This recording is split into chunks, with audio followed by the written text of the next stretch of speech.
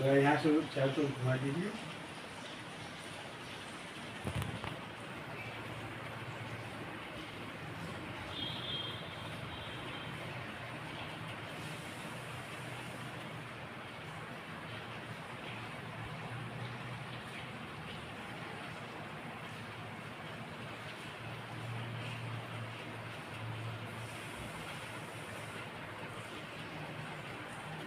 इसको सब पढ़िएगा तो सच्चाई मालूम हो जाएगी एकदम से क्या है वास्तविकता।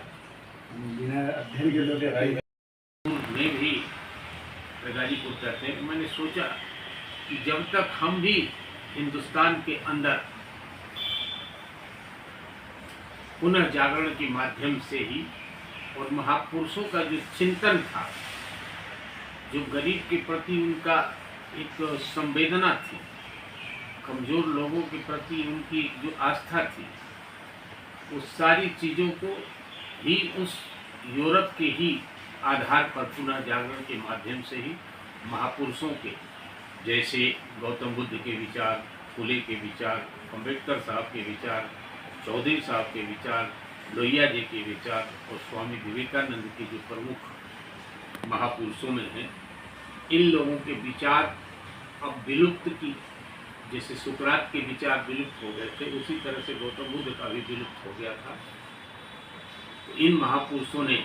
18वीं शताब्दी से हिंदुस्तान में 18वीं से पुनर्जागरण प्रारंभ हुआ, जिसके पहले थे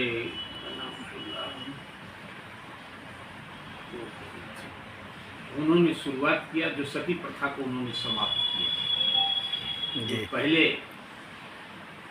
महापुरुष हैं जिन्होंने उस कुरीति को समाप्त करने का, इसके अलावा और जो हमारे फुले साहब ने देश में अंग्रेजों से लड़ करके जो शिक्षा का अधिकार दिया और उस अधिकार को अम्बेडकर साहब ने संविधान के रूप में परिवर्तित कर सभी लोगों को बराबर समान का अधिकार दिया। चौधरी साहब ने किसानों की लड़ाई लड़ करके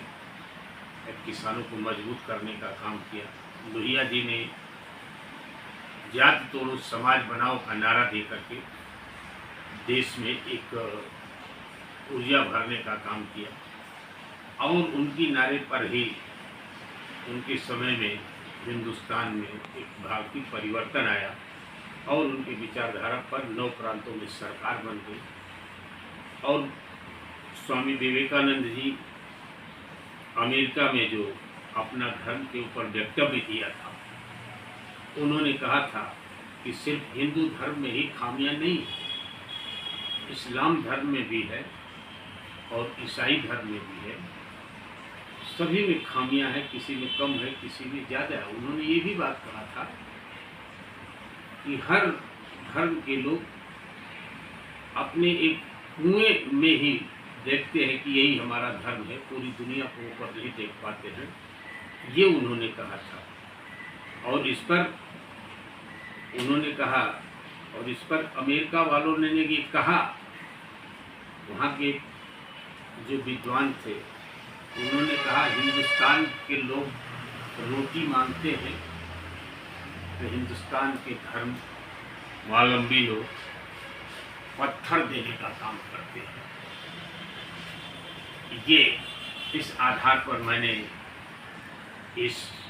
जो हमारे महापुरुषों के जो साहस था, जो चिंतन था, जो उनकी हिम्मत थी, उस विचार विलुप्त हो रहे हैं आज के नौजवान पीढ़ी में, उनको जागृत करने के लिए मैं इस किताब का नाम पुनः जागरण के लिए महापुरुषों का चिंतन हम आंदोलन रखा है।